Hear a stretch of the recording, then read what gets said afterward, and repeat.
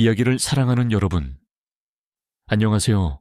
따뜻한 이야기 코너에 오신 것을 환영합니다. 이곳은 진심을 담아 이야기를 들려드리는 공간입니다.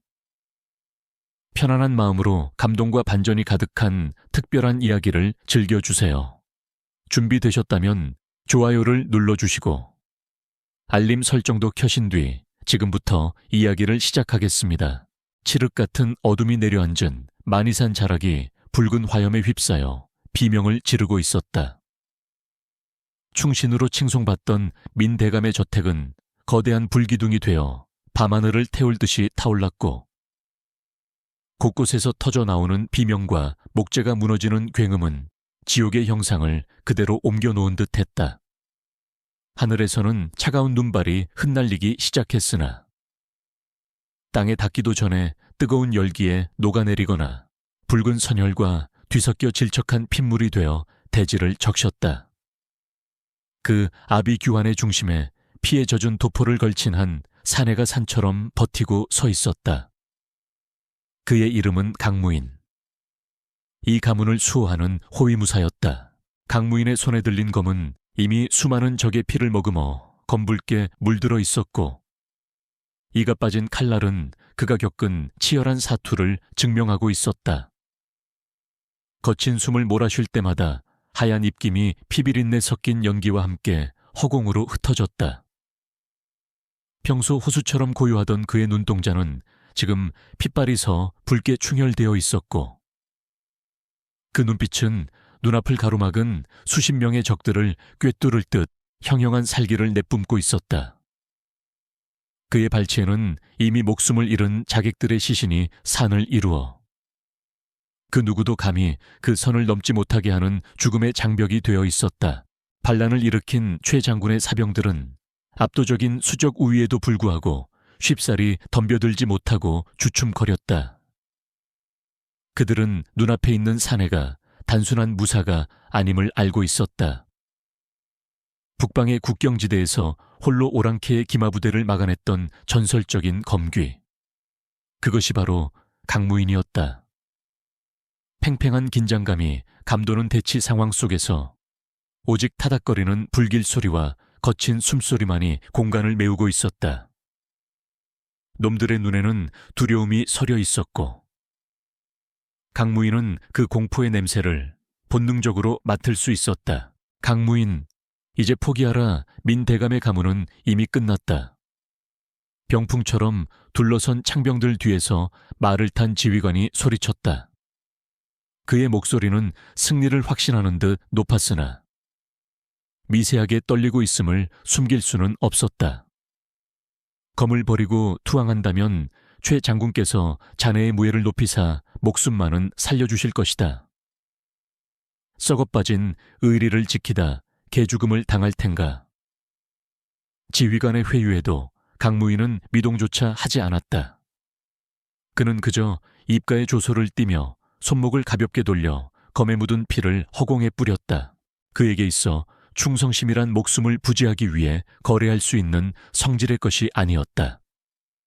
주군의 은혜를 입은 그날부터 그의 목숨은 이미 자신의 것이 아니었기 때문이다. 강무인의 침묵이 길어지자 어둠 속에서 날카로운 파열음과 함께 화살 하나가 날아들었다.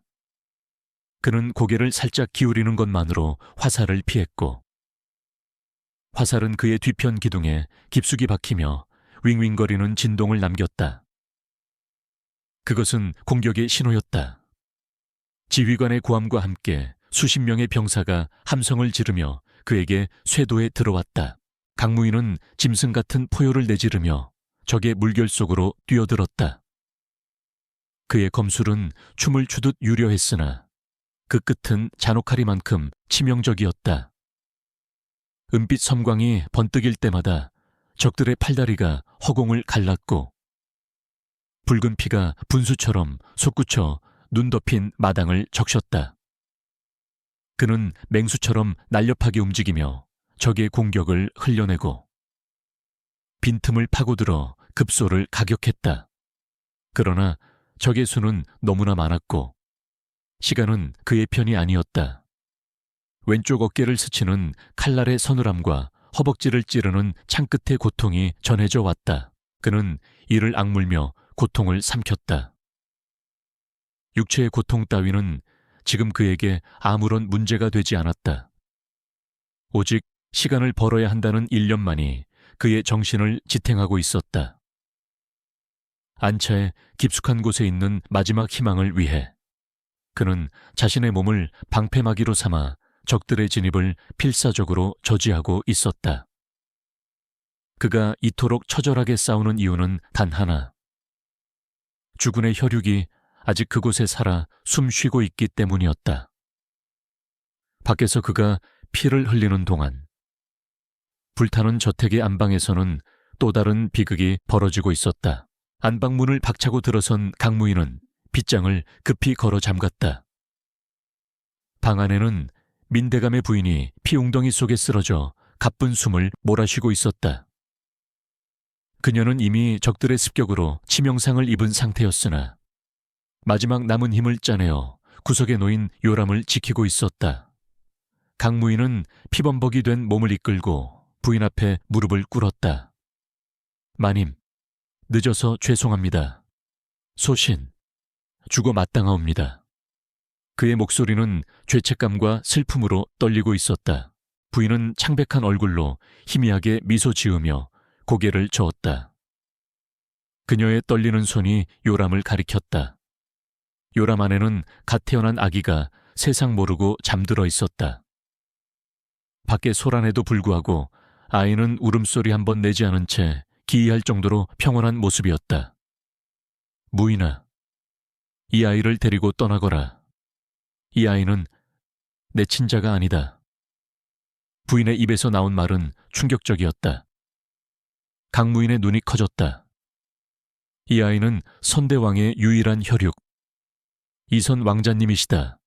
하늘의 명을 타고난 귀한 몸이야. 강무인은 숨을 멈췄다. 한간에 떠돌던 왕실에 숨겨진 혈통에 대한 소문이 사실이었던 것이다. 그리고 그 막중한 비밀이 바로 이 요람 속에 잠들어 있었다. 갑자기 그의 어깨에 얹힌 짐이 청은망은 무거워졌다. 이 아이는 단순한 주군의 아들이 아니라 이 나라의 운명을 짊어진 존재였다. 최 장군 일파가 혈안이 되어 민대감의 가문을 멸문지화시키려 했던 진짜 이유가 바로 여기에 있었다. 그들은 정통성을 가진 왕자의 존재를 지워버리고 역성혁명을 완성하려 했던 것이다. 놈들은 이 아이를 죽여 후환을 없애려 할 것이다. 부인은 피 섞인 기침을 토해내며 말을 이었다. 그녀의 생명력이 촛불처럼 꺼져가고 있었다. 병풍 뒤에 비밀 통로가 있다. 어서 가거라. 나는 이미 틀렸어. 대감의 곁으로 갈 수 있게 해다오. 밖에서는 문을 부수려는 도끼질 소리가 쾅쾅 울리기 시작했다.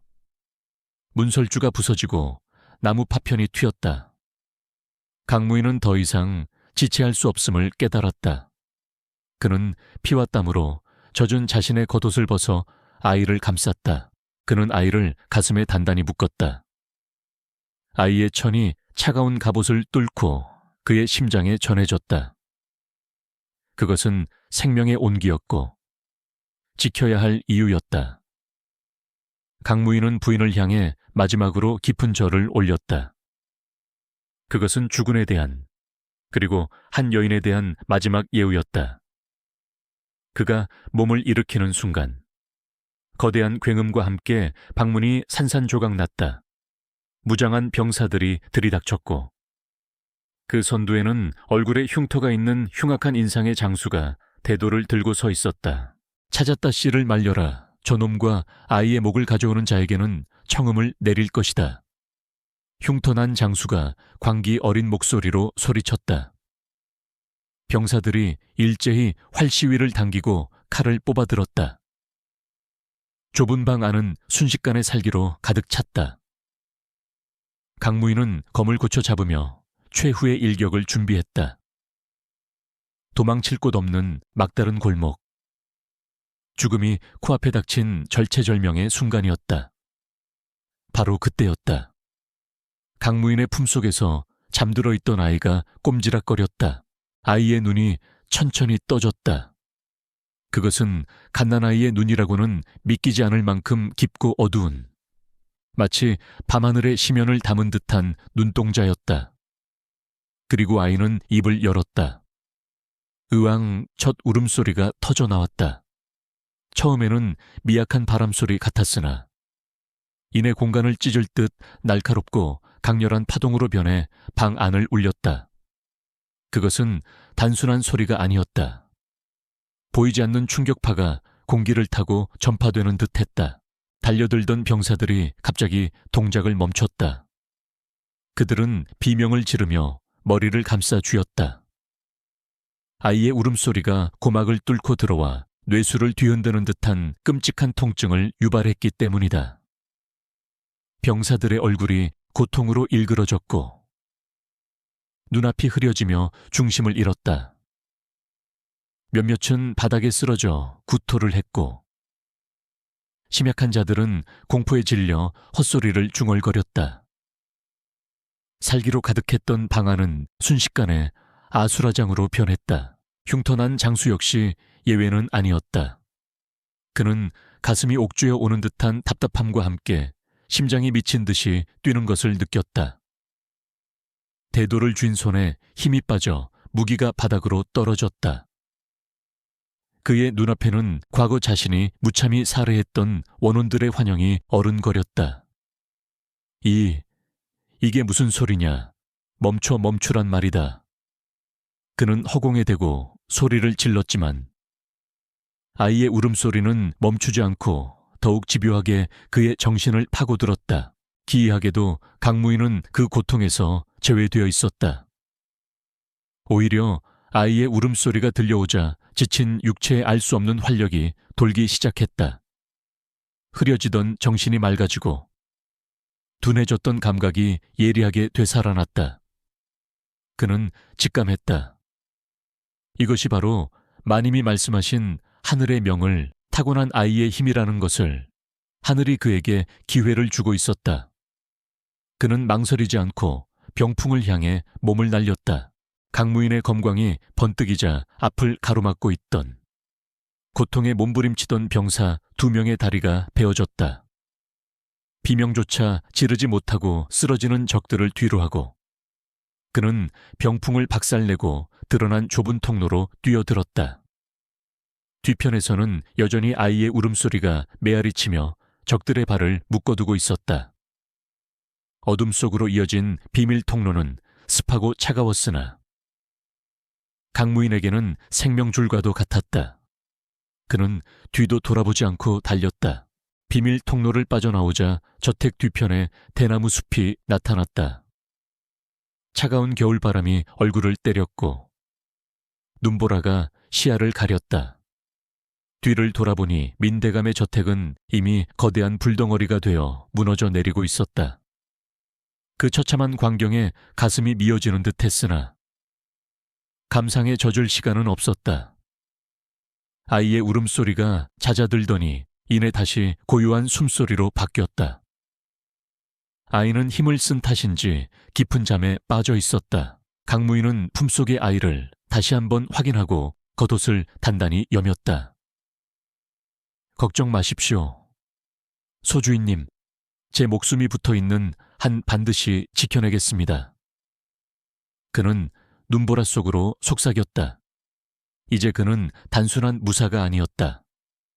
그는 왕조의 마지막 희망을 품은 수호자이자 거대한 권력에 맞서는 고독한 투사가 되어야 했다. 그는 발자국 소리를 죽이며 숲의 깊은 곳으로 몸을 숨겼다. 멀리서 추격대의 나팔 소리가 들려왔다. 사냥은 이미 시작되었다. 그는 본능적으로 북쪽 국경으로 가는 길이 이미 차단되었음을 깨달았다.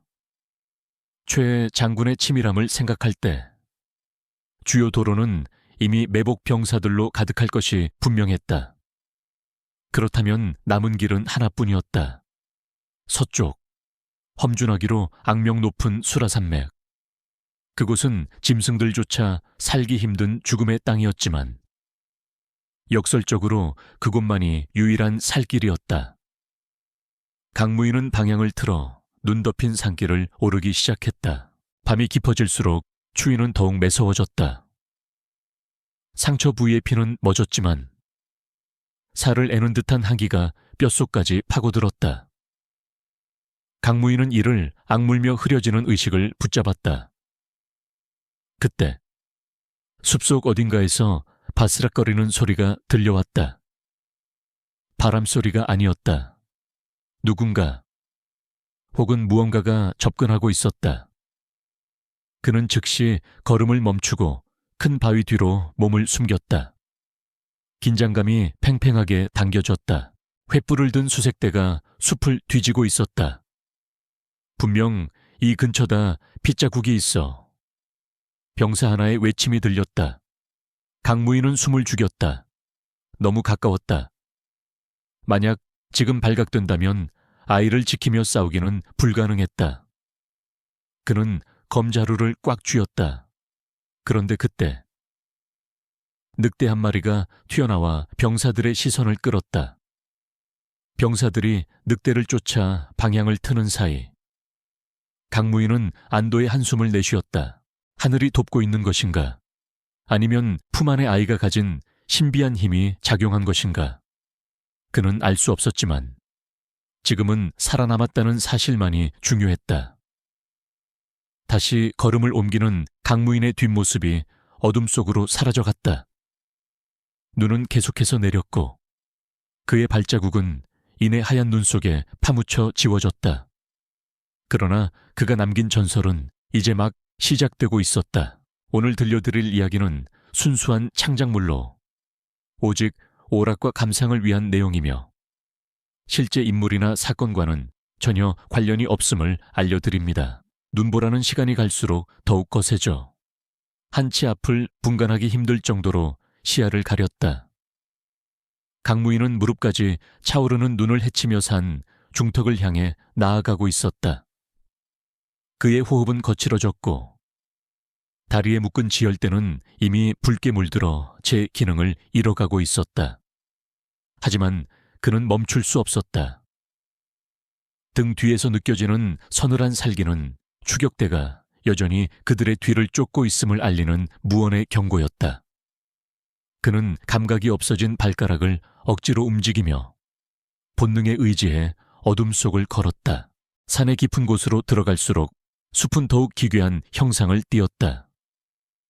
뒤틀린 고목들이 마치 악귀처럼 팔을 벌리고 그들을 내려다보고 있었고 바람소리는 죽은 자들의 통곡처럼 들려왔다. 강무인은 잠시 나무에 등을 기대고 숨을 고르려 했다. 그때 바람소리 사이로 짐승의 낮은 으르렁거림이 섞여 들려왔다. 그는 즉시 검을 고쳐잡고 주위를 경계했다. 어둠 속에서 푸른 안광들이 하나둘씩 켜지기 시작했다. 굶주린 늑대무리였다. 피 냄새를 맡고 몰려든 늑대들은 10여 마리에 달했다. 놈들은 강무인을 중심으로 원을 그리며 포위망을 좁혀왔다. 평소라면 단칼에 베어버릴 수 있는 미물들이었지만 지금의 그는 서 있기도 힘든 상태였다. 우두머리로 보이는 거대한 늑대 한 마리가 침을 흘리며 앞발을 낮췄다. 녀석의 눈빛은 사냥감이 약해졌음을 간파한 포식자의 그것이었다. 강무인은 혀를 차며 최후의 힘을 짜내어 검끝을 겨누었다. 늑대 우두머리가 땅을 박차고 튀어오르는 순간이었다. 강무인의 품 안에서 잠들어 있던 아이가 다시금 칭얼거렸다. 으앙, 작고 가녀린 울음소리였으나 그 파장은 이전과 달랐다. 숲 전체의 공기가 미세하게 진동하며 기묘한 주파수를 만들어냈다. 공중으로 뛰어올랐던 늑대는 보이지 않는 벽에 부딪힌 듯 깨갱거리며 바닥으로 나뒹굴었다. 녀석은 겁에 질린 눈으로 아이 쪽을 바라보며 뒷걸음질 쳤다. 단지 우두머리뿐만이 아니었다. 포위하고 있던 다른 늑대들도 귀를 접고 꼬리를 말며 바닥에 납작 엎드렸다. 그것은 단순한 공포가 아니라 상위 포식자에 대한 본능적인 복종에 가까웠다. 아이의 울음소리는 숲의 정령들을 깨운 듯 주변의 나무들마저 웅웅거리는 소리를 내며 흔들렸다. 잠시 후 늑대들은 비명을 지르며 뿔뿔이 흩어져 어둠 속으로 도망쳤다.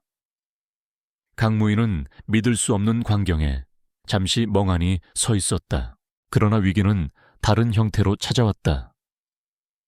늑대들이 사라지자마자 강무인은 품 안의 온도가 급격히 떨어지는 것을 느꼈다. 황급히 아이를 감싼 포대기를 열어보니 아이의 얼굴이 창백하게 질려 있었고 입술은 파랗게 변해 있었다. 아이의 몸은 방금 전에 기이한 힘을 발산한 대가로 생명력을 소진하고 있었던 것이다. 마치 주변의 열기를 모두 빼앗아 소리를 내는 듯. 아이의 천은 얼음장처럼 차가웠다. 강무인은 경악했다. 아이의 울음소리가 적을 물리치는 강력한 무기임은 분명했으나 그것은 동시에 아이의 목숨을 갉아먹는 양날의 검이었다. 안 된다. 이대로라면 아이가 죽는다. 그는 즉시 검을 눈밭에 꽂고 자리에 주저앉았다. 장갑을 벗어 던지고 아이의 작은 몸을 양손으로 감쌌다. 그리고 단전 깊은 곳에 남아있는 최후의 내공을 끌어올리기 시작했다. 따뜻한 기운이 손바닥을 통해 아이에게 전달되었다. 강무인의 임에는 식은땀이 맺혔다. 자신의 몸을 보호하던 호신강기를 풀어 아이에게 주입하는 행위는 혹한의 추위 속에서 자살 행위나 다름없었다. 하지만 그는 멈추지 않았다. 아이의 창백했던 볼에 아주 미세한 홍조가 돌아올 때까지 그는 자신의 생명을 나누어 주듯 치나 내공을 불어넣었다. 얼마가 지났을까? 아이의 숨소리가 다시 규칙적으로 변했다. 강무인은 탈진한 듯 거친 숨을 내쉬며 바닥에 쓰러질 뻔했다. 손끝이 떨려왔고 시야가 가물거렸다. 하지만 안도할 틈은 없었다. 늑대들의 소동으로 인해 추격대가 이쪽의 위치를 짐작했을 가능성이 컸다. 게다가 아이가 울 때마다 천이 떨어진다면 앞으로 닥쳐올 전투에서 아이의 힘을 빌리는 것은 곧 아이를 죽이는 일이 될 것이었다. 그는 무거운 몸을 일으켜 다시 아이를 업었다. 울지 마라. 제발 울지 마라. 강무인은 아이를 달래며 속삭였다. 이제 그는 적의 칼날뿐만 아니라 아이의 울음소리와도 싸워야 했다. 아이가 울면 적은 물러가지만 아이가 죽고 아이가 침묵하면 적이 다가오지만 아이는 산다. 이 잔혹한 딜레마 속에서 그는 선택을 강요받고 있었다. 그는 자신의 흔적을 지우기 위해 나뭇가지를 꺾어 발자국을 쓸어내며 뒷걸음질로 이동하기 시작했다. 눈은 야속하게도 그치지 않고 계속해서 내렸다. 강무인은 눈보라를 뚫고 험준한 바위지대로 들어섰다. 이곳이라면 말들이 쉽게 쫓아오지 못할 것이라 판단했기 때문이었다. 차가운 바위 틈 사이로 바람이 칼날처럼 파고들었다. 그는 아이를 최대한 품 안 깊숙이 끌어안고 천을 나누며 한 걸음 한 걸음 고통스러운 행군을 이어갔다. 그의 머릿속에는 오직 살아남아야 한다는 일념만이 불타고 있었다. 어느새 동이 트려는지 동쪽 하늘이 푸르스름하게 밝아오고 있었다. 그러나 새벽의 빛은 희망이 아닌 절망을 비추고 있었다. 멀리 산 아래쪽에서 수많은 횃불의 행렬이 마치 거대한 뱀처럼 산을 휘감으며 올라오고 있는 것이 보였다. 최 장군의 주력 부대가 본격적인 포위망을 형성하고 있었다. 강무인은 쓴웃음을 지으며 다시금 발걸음을 재촉했다. 지옥 같은 밤은 지났지만 더 끔찍한 낮이 기다리고 있었다. 눈보라가 잦아들고 회색빛 새벽이 밝아올 무렵 강무인은 산 중턱의 험한 비탈길 끝에서 낡고 허름한 건물을 발견했다. 과거에는 광군들이 말을 갈아타거나 쉬어가던 역참이었으나 지금은 지붕이 반쯤 무너져 내리고 잡초가 무성한 폐허로 변해 있었다. 사람들은 이곳을 귀신 역참이라 부르며 기피했지만 지금의 강무인에게는 잠시나마 몸을 숨기고 숨을 돌릴 수 있는 유일한 피난처처럼 보였다. 그는 경계를 늦추지 않은 채 삐걱거리는 나무 계단을 밟고 건물 안으로 들어섰다. 내부는 곰팡이 냄새와 썩은 나무 냄새가 진동했다. 찢어진 창호지 사이로 들어오는 희미한 빛이 먼지 쌓인 마루를 비추고 있었다. 강무인은 구석진 곳에 자리를 잡고 아이를 내려놓았다. 아이는 다행히 깊은 잠에 빠져 있었으나 저는 여전히 정상보다 낮았다. 그는 품에서 말라비틀어진 육포 조각을 꺼내 씹으며 주변의 동태를 살폈다. 너무나 고요했다. 바람 소리조차 들리지 않는 이 정적은 오히려 폭풍전야의 긴장감을 불러일으켰다. 그때였다. 강무인의 본능이 등 뒤에서 느껴지는 서늘한 살기를 감지했다. 소리도, 기척도 없었다. 마치 그림자 자체가 실체화된 듯한 은밀한 접근이었다. 강무인은 즉시 아이를 감싸 안으며 바닥을 구름과 동시에 검을 휘둘렀다. 챙 날카로운 금소금과 함께 어둠 속에서 튀어나온 검은 칼날이 튕겨나갔다. 마루 위로 검은 복면을 한 자객들이 하나둘씩 모습을 드러냈다. 그들은 숨소리조차 내지 않는 기이한 존재들이었다. 이들은 최 장군이 비밀리에 양성한 살수 집단 아미아데였다. 그들의 눈에는 감정도 생명에 대한 존중도 담겨 있지 않았다. 오직 목표물을 제거하겠다는 사리만이 번뜩이고 있었다. 강무인은 그들의 움직임에서 예사롭지 않은 기운을 느꼈다. 보통의 자객들과는 달랐다. 발소리를 죽이는 경공술은 완벽에 가까웠고 서로 눈빛만으로 합을 맞추는 조직력은 소름이 끼칠 정도였다. 강무인은 등을 벽에 붙이고 검을 겨누었다. 최 대감이 기어이 사냥개들을 풀었구나. 그가 낮게 으르렁거렸지만 자객들은 아무런 반응도 보이지 않았다. 그저 기계처럼 포위망을 좁혀올 뿐이었다. 선두에 선 자객이 망설임 없이 검을 찔러 들어왔다. 강무인은 몸을 비틀어 피하며 방역했지만 곧바로 다른 자객들의 검이 사방에서 날아들었다. 좁은 역참 안에서 치열한 검극이 펼쳐졌다. 싸움의 소란에 놀란 아이가 잠에서 깨어 울음을 터뜨렸다. 의왕 아이의 울음소리가 다시 한번 공기를 찢으며 역참 안을 울렸다. 강무인은 내심 안도했다. 이 소리라면 늑대들도 도망가게 했으니 이 인간들도 고통에 몸부림치며 빈틈을 보일 것이라 기대했다. 그러나 예상은 처참하게 빗나갔다. 자객들은 눈 하나 깜짝하지 않았다. 그들의 검은 조금의 흔들림도 없이 계속해서 강무인의 급소를 노리고 들어왔다. 강무인은 경악했다. 어찌된 일인가 왜 통하지 않는 거지?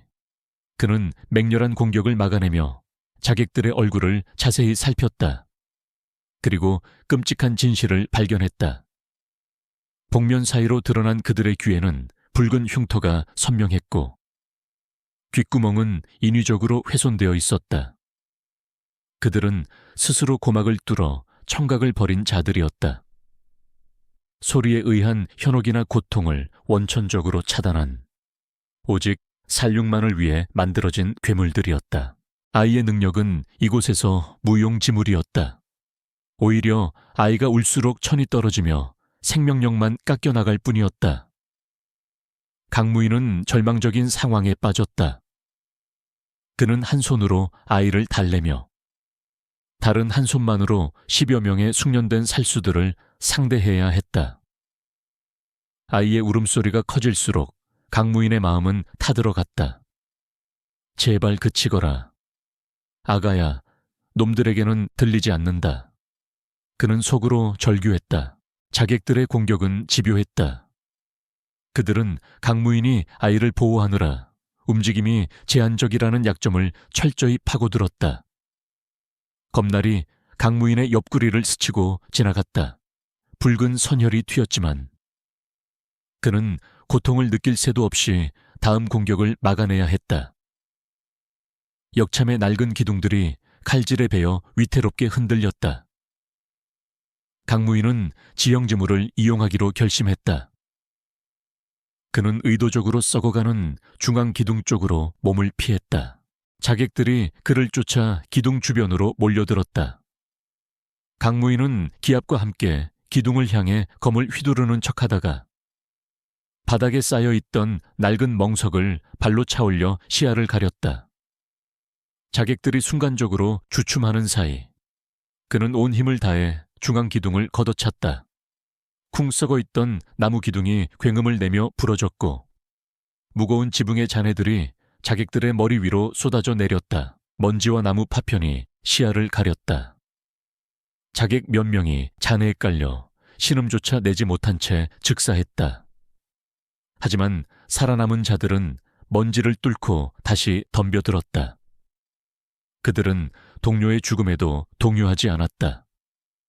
강무인은 폐허가 된 역참을 빠져나가려 했지만 입구는 이미 남은 자객들에 의해 막혀 있었다. 이제는 정면 승부뿐이었다. 그는 아이를 등에 단단히 묶고 두 손으로 검을 잡았다. 덤벼라, 이 영혼 없는 껍데기들아. 강무인이 포효하며 적진으로 뛰어들었다. 그의 검은 춤을 추듯 현란하게 움직였다.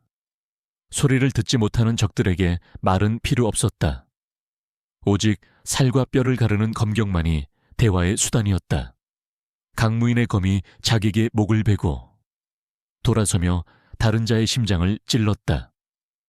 피가 비오듯 쏟아지는 와중에도 그는 등 뒤의 아이에게 튀는 핏방울을 막기 위해 몸을 던졌다.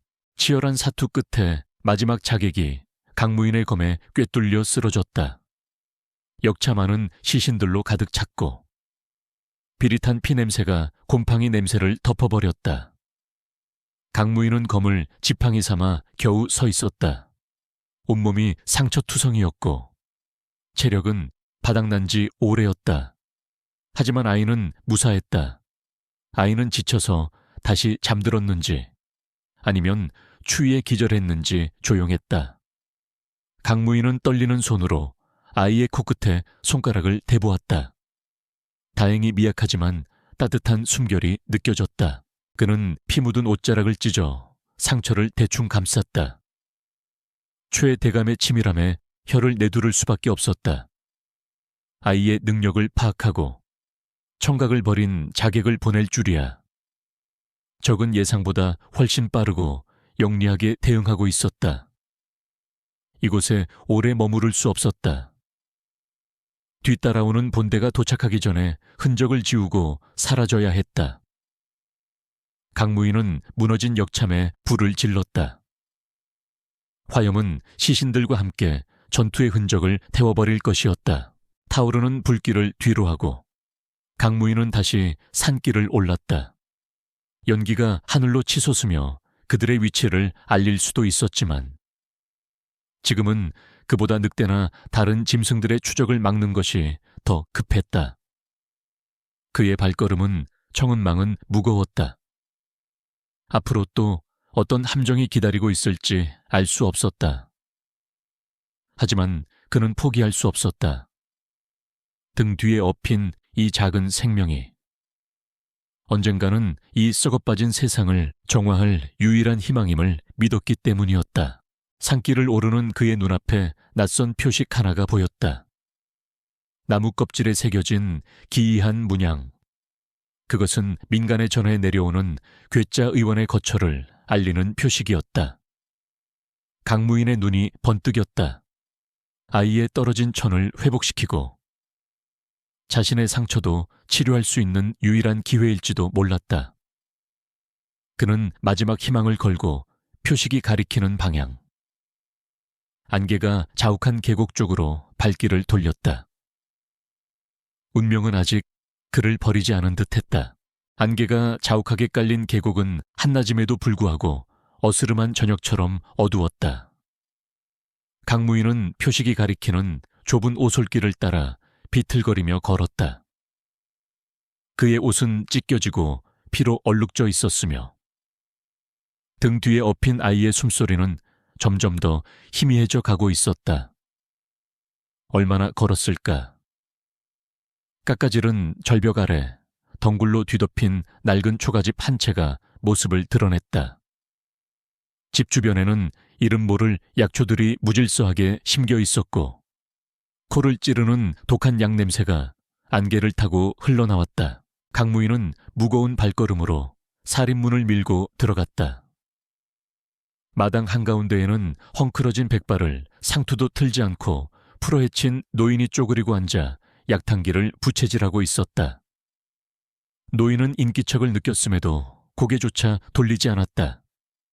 산송장이 제 발로 걸어 들어오다니 이곳이 염라대왕의 문턱인 줄 알았나 보지.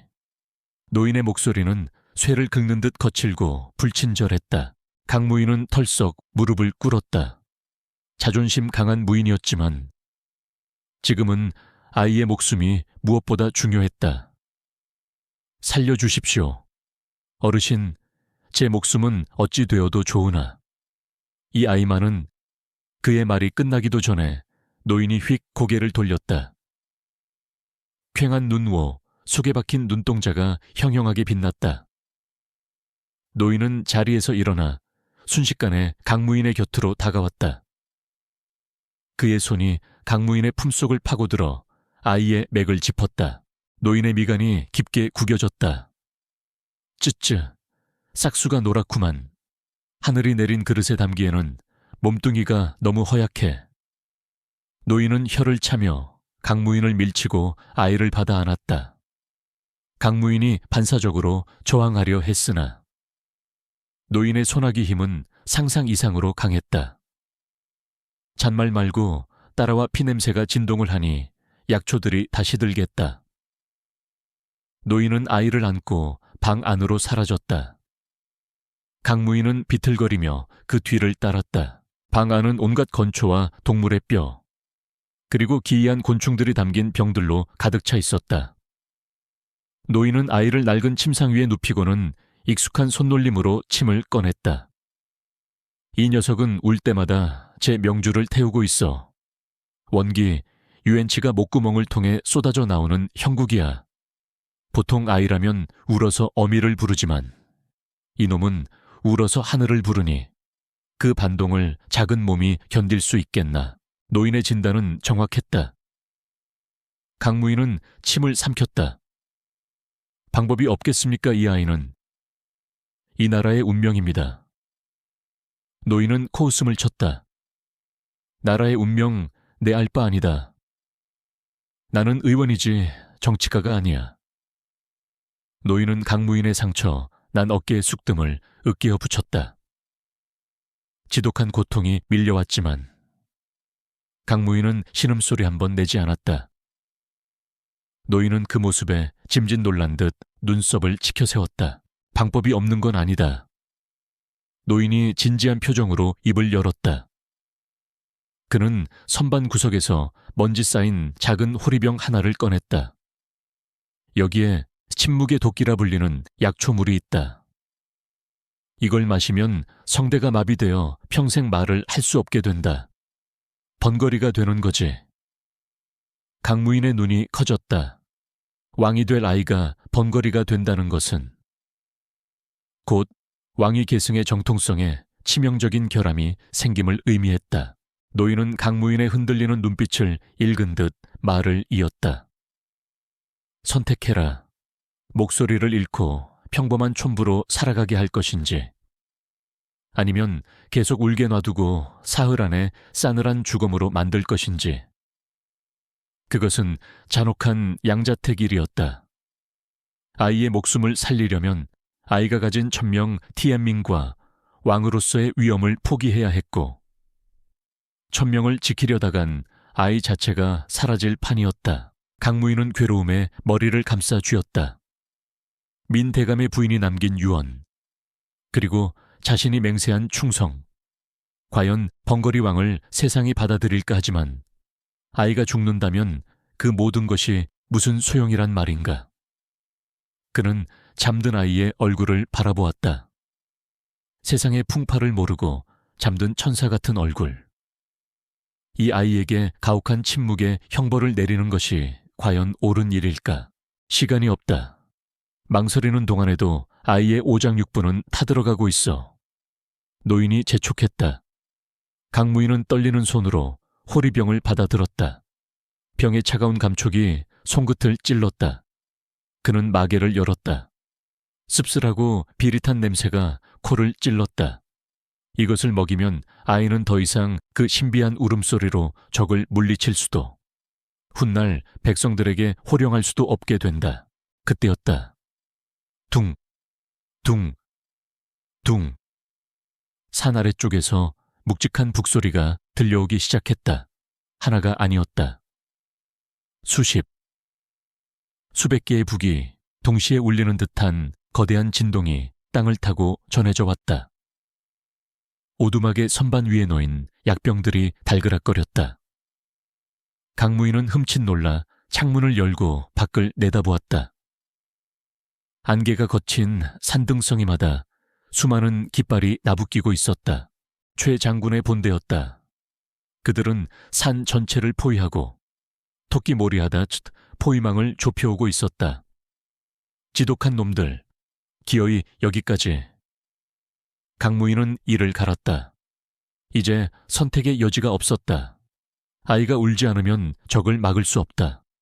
하지만 아이가 울면 아이는 죽는다. 약을 먹이면 아이는 살지만 적을 막을 수단이 사라진다. 진퇴양난의 상황이었다. 노인도 창밖의 광경을 보며 혀를 찼다.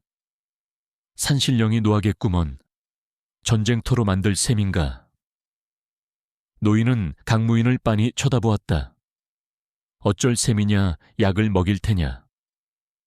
아니면 저놈들과 싸우다 다 같이 죽을 테냐. 강무인은 호리병을 꽉 쥐었다.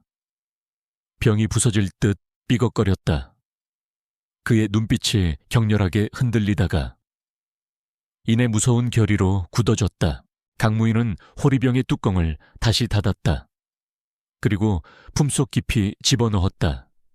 약을 쓰지 않겠습니다. 노인이 의외라는 듯 눈을 가늘게 떴다. 아이를 죽일 셈인가. 강무인은 고개를 저었다. 아니요, 살릴 겁니다. 제 검으로. 그리고 이 아이의 운명으로. 그는 자리에서 일어나 검을 챙겼다. 비틀거리던 몸짓은 사라지고 다시금 전장의 사신과도 같은 기백이 흘러나왔다. 미쳤군. 제정신이 아니야. 노인은 투덜거렸지만 입에는 묘한 미소가 걸려 있었다. 그는 선반에서 붉은색 알약 하나를 던져주었다. 이거나 먹고 가라. 잠시 동안 고통을 잊게 해주고 힘을 돋워주는 약이다. 죽으러 가는 길에 노잣돈이라 생각하게. 강무인은 알약을 받아 입에 털어 넣었다. 화끈한 열기가 식도를 타고 내려가며 지친 근육을 깨웠다. 강무인은 아이를 다시 등에 업었다. 포대기를 묶는 그의 손길은 그 어느 때보다 단단했다. 은혜는 잊지 않겠습니다. 어르신. 그가 짧게 고개를 숙이고 문을 나서려 할 때 노인이 뒤에서 나지막이 말했다. 살아남아라. 내 의술이 틀리지 않았음을 증명해보라고. 강무인은 대답 대신 묵묵히 밖으로 나갔다. 오두막 밖은 이미 전운이 감돌고 있었다. 북소리는 점점 더 가까워지고 있었고 숲속의 새들은 놀라 하늘로 날아올랐다. 강무인은 산 아래를 내려다보았다. 검은 개미떼처럼 밀려오는 병사들의 물결. 그 중심에 최 장군이 있을 것이다. 피할 수 없는 결전의 순간이 다가오고 있었다. 그는 검을 뽑아 들었다. 칼날에 비친 자신의 얼굴은 이미 죽음을 초월한 자의 평온함을 띠고 있었다. 그는 아이가 깨지 않도록 조심스럽게 등을 토닥였다. 아가야, 조금만 더 버텨다오. 네가 가진 목소리는 하늘이 준 선물이다. 내가 그 선물을 저주로 만들지 않겠다. 강무인은 크게 심호흡을 하고 적들이 기다리고 있는 산 아래를 향해 첫 발을 내디뎠다. 바람이 그의 옷자락을 거칠게 휘날렸다. 이제 전설로 남을 전투가 시작되려 하고 있었다. 산 중턱을 울리는 북소리는 마치 거대한 짐승의 심장 박동처럼 규칙적이고 묵직하게 대지를 뒤흔들었다. 강무인은 낡은 오두막을 뒤로 하고 가파른 비탈길에 섰다. 그의 시야 아래로 검은 철갑을 두른 최 장군의 정예 병사들이 파도처럼 밀려오고 있었다. 수백, 아니 수천에 달하는 창끝이 오후의 햇살을 받아 서늘한 빛을 뿜어냈다. 그들이 내뿜는 살기는 산의 공기마저 얼어붙게 만들 정도로 압도적이었다. 보통의 사람이라면 그 기세에 눌려 다리에 힘이 풀려 주저앉았을 것이다. 그러나 강무인은 두려움 대신 기이한 평온함을 느꼈다. 노인이 준 붉은 알약이 체내에서 녹아들며 뜨거운 열기를 뿜어내고 있었기 때문이었다. 그 열기는 끊어졌던 근육을 다시 잇고 고갈되었던 내공을 억지로 끌어올려 그의 몸을 한계 이상으로 강화시키고 있었다. 그것은 생명을 태워 불꽃을 만드는 금단의 약이었으나 지금 그에게는 그 불꽃이 절실했다. 그는 검을 비스듬히 겨누고 몰려오는 검은 파도를 향해 천천히 걸어 내려갔다. 선두에 선 병사들이 강무인을 발견하고 고함을 질렀다. 저기 있다. 반역자의 호위무사다 목을 베라 수십 명의 창병들이 동시에 땅을 박차고 달려들었다. 그들의 눈에는 공명심에 눈먼 탐욕이 가득했다. 강무인은 그들이 사정거리에 들어올 때까지 기다렸다. 첫 번째 창이 그의 가슴을 향해 찌르듯 날아왔다. 강무인은 상체를 살짝 틀어 창을 피함과 동시에 전광석과 같은 속도로 파고들어 상대의 목을 베었다. 피가 허공에 뿌려지기도 전에 그는 이미 다음 동작으로 이어갔다. 회전하며 휘두른 검이 두 번째, 세 번째 병사의 갑옷 틈새를 정확히 파고들었다. 강무인의 움직임은 인간의 것이라기보다는 춤추는 귀신에 가까웠다. 약기운으로 증폭된 그의 신체 능력은 병사들의 움직임을 느린 그림처럼 보이게 만들었다. 순식간에 선봉대가 무너지고 시체들이 비탈길을 굴러떨어졌다. 하지만 적의 수는 너무나 많았다. 쓰러진 동료를 밟고 뒤이어 올라오는 병사들의 기세는 꺾일 줄 몰랐다. 빗발치는 화살이 하늘을 가렸다. 강무인은 검을 풍차처럼 돌려 화살을 쳐내며 전진했지만 점차 포위망이 좁혀져 왔다. 사방에서 찔러오는 창과 칼날을 모두 막아내는 것은 불가능에 가까웠다. 그의 허벅지와 팔뚝에 다시 새로운 상처들이 늘어나기 시작했다. 그때 등 뒤에 엎인 아이가 움찔거렸다. 강무인의 심장이 덜컥 내려앉았다. 아이가 깨어난 것이다. 전투의 소음과 진동, 그리고 짙은 피 냄새가 아이를 자극했다. 강무인은 속으로 절규했다. 안 된다, 울지 마라. 네가 울면 적은 물러가겠지만 너는 죽는다. 그는 이를 악물고 검을 휘두르며 아이를 달래려 했으나 상황은 급박하게 돌아갔다. 병사 하나가 강무인의 빈틈을 노리고 둔기를 휘둘러 그의 어깨를 강타했다. 강무인이 신음을 삼키며 한쪽 무릎을 꿇었다. 중심이 무너지자 수많은 칼날이 그를 향해 쇄도했다. 절체절명의 순간 아이의 눈이 번쩍 뜨였다. 강무인은 아이가 비명을 지를 것이라 예상하고 마음의 준비를 했다. 그러나 들려온 것은 침묵이었다. 아이는 울지 않았다. 대신 포대기 밖으로 고개를 내밀고 자신을 둘러싼 병사들을 그저 빤히 응시했다. 그 순간 전장에 기이한 현상이 벌어졌다. 찢어질 듯한 울음소리도 충격파도 없었다. 하지만 아이의 깊고 검은 눈동자와 시선이 닿은 곳을 중심으로 공간 전체가 무겁게 가라앉는 듯한 압박감이 내려앉았다. 달려들던 병사들이 갑자기 허공에 멈춰 섰다.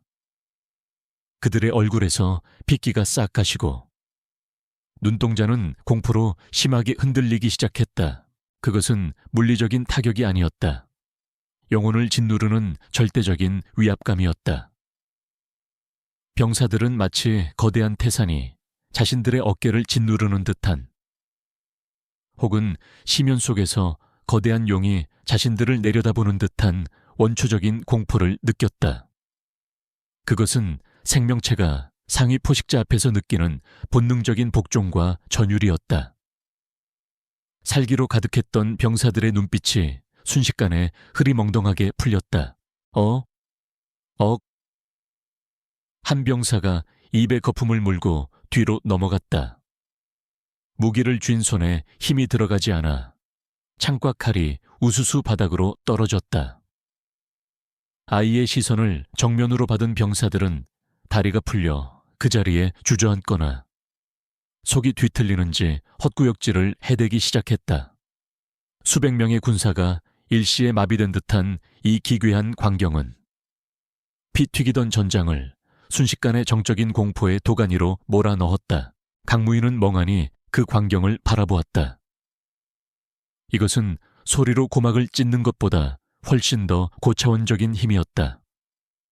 왕의 기세밭이 태어날 때부터 만물을 굴복시키는 제왕의 자질이 형상화된 것이었다. 울음소리가 육체를 파괴한다면 이 침묵의 응시는 상대의 전에 찬 이 자체를 소멸시키고 있었다. 더욱 놀라운 것은 이 힘을 사용하고 있음에도 아이의 천이 떨어지지 않는다는 점이었다. 강무인은 깨달았다.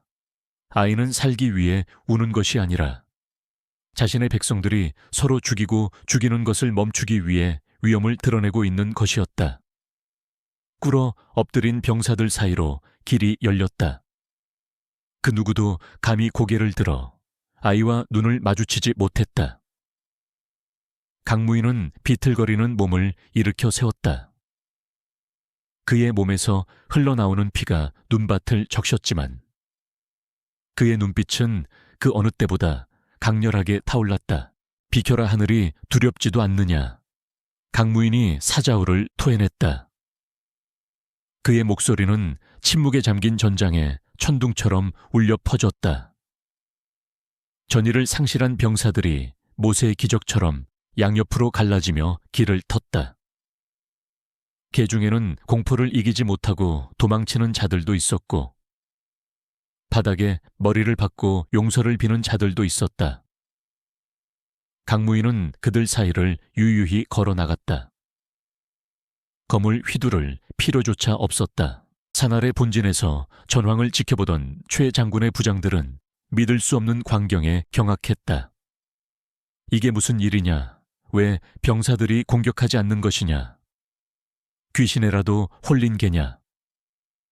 그들은 깃발을 흔들고 북을 쳐대며 독전을 독려했지만 이미 영혼이 꺾인 병사들에게 명령은 닿지 않았다.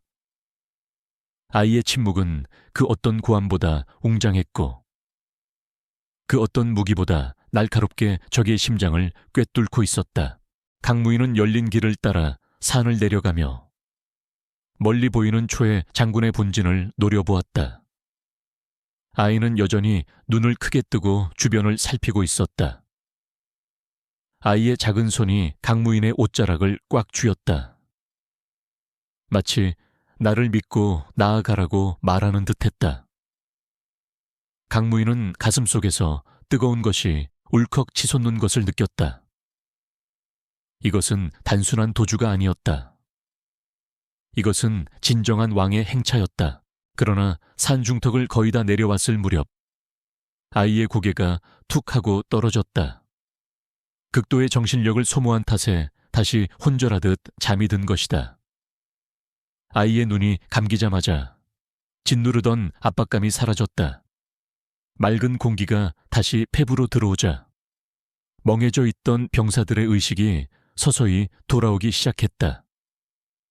그들은 자신들이 왜 바닥에 엎드려 있었는지 의아해하다가 눈앞에 멀어지는 강무인의 뒷모습을 보고 다시 살기를 띠기 시작했다. 정신 차려라 놓치면 다 죽는다.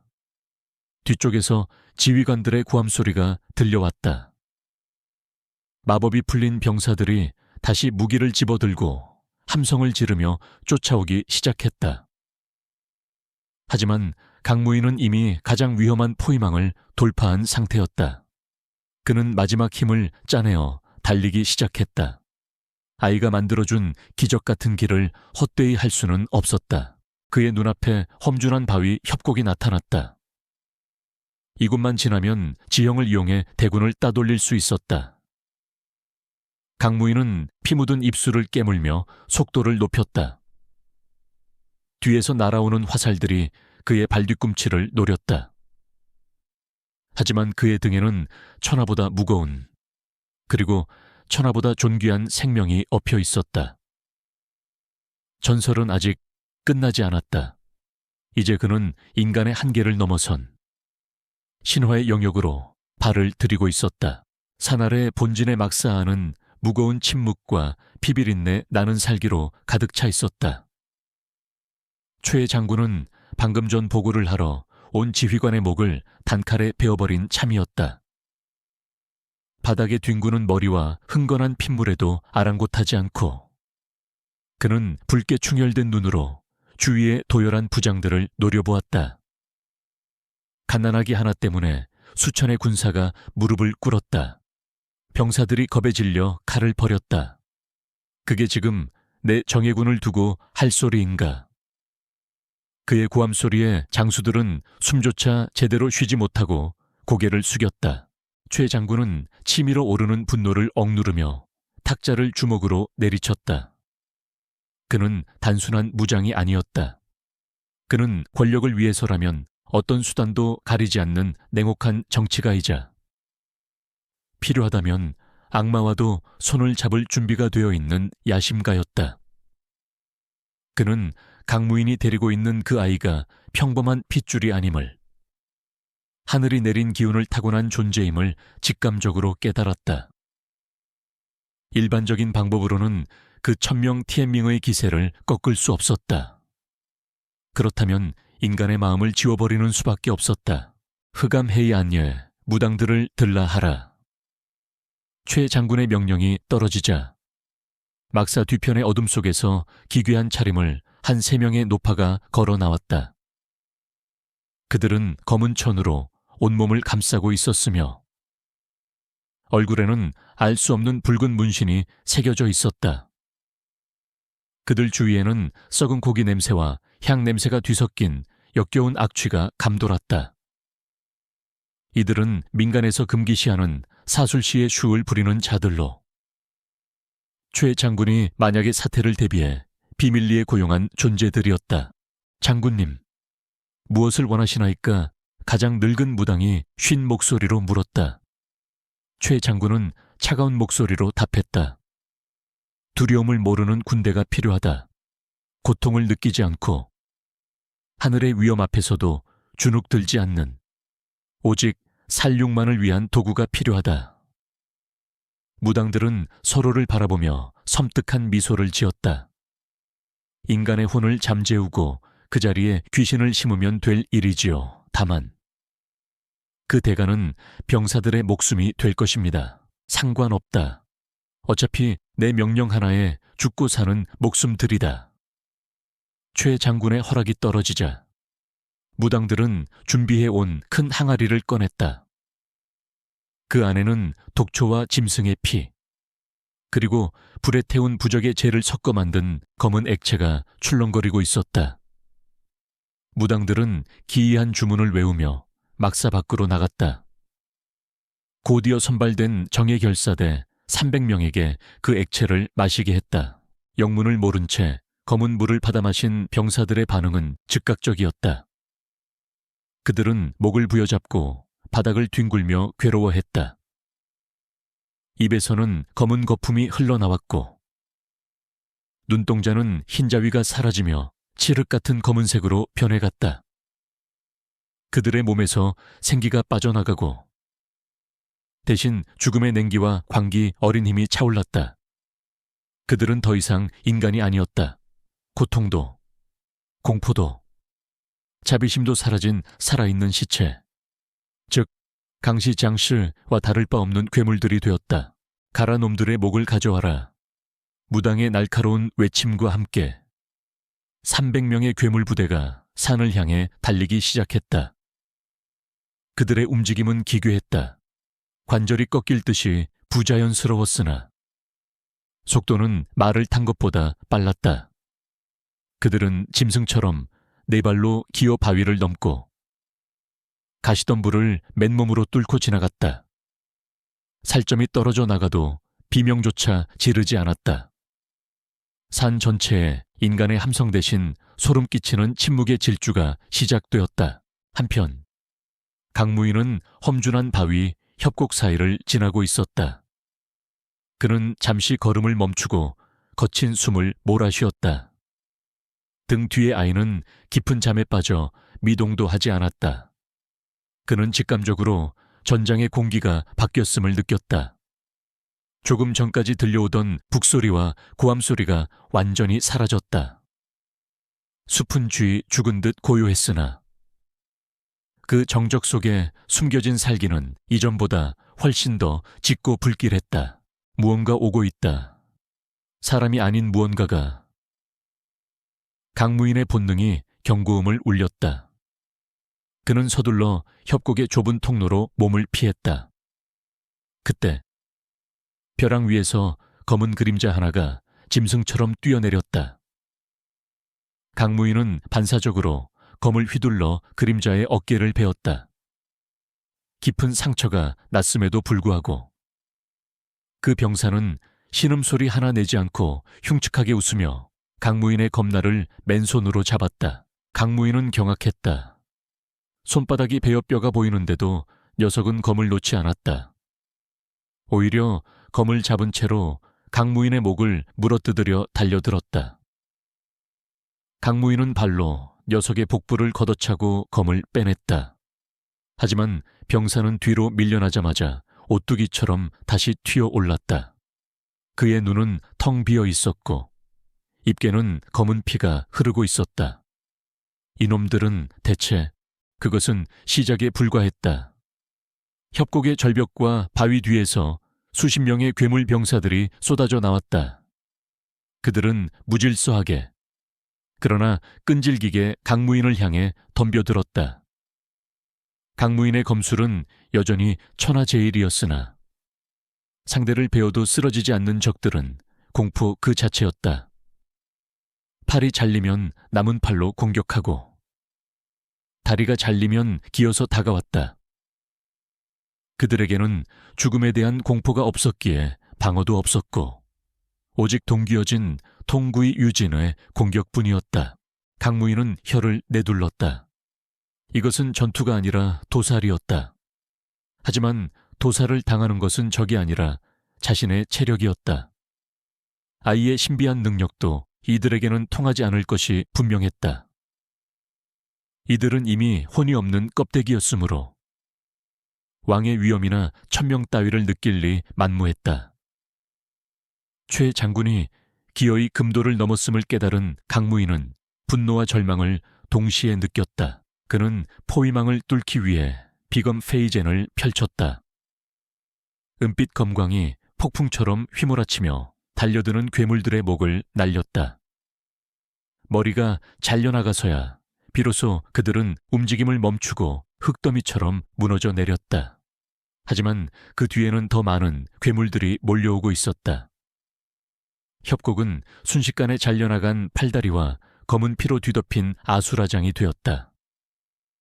강무인의 숨소리는 쇠소리처럼 거칠어졌고 약 기운으로 버티던 신체도 한계에 다다르고 있었다. 죽지 않는다. 놈들은 죽지 않아.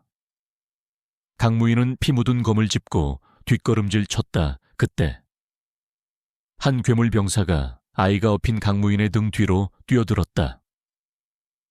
강무인은 간발의 차로 몸을 돌려 놈의 가슴을 찔렀으나 놈은 검이 박힌 채로 강무인의 어깨를 움켜쥐었다. 손톱이 살을 파고드는 고통에 강무인이 비명을 질렀다.